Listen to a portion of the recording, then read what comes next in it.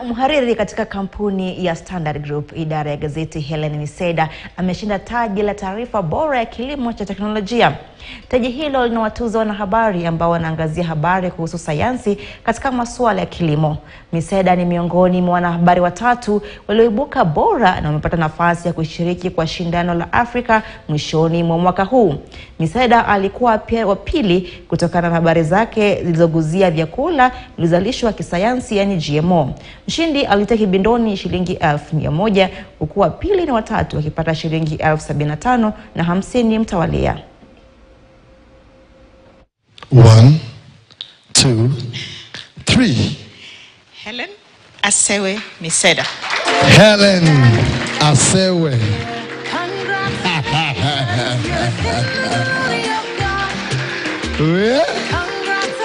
Amazing sana. Hakuwa na habari. She had no idea. Good stuff. Wapi check bwana. I'm just humble that I've been mentioned, and I thank God so much for this. I just want to thank my family, my media house, The Standard. I'm an editor at The Standard, and Standard has been very supportive to us who are interested in biotechnology issues.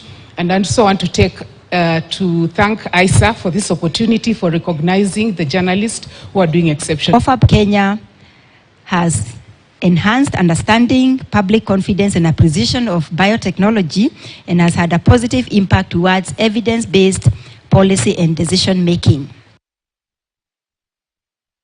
Na watu wengi wazima huko Turkana wana kiu ya elimu kwa kuwa asilimia kubwa hawajui kusoma.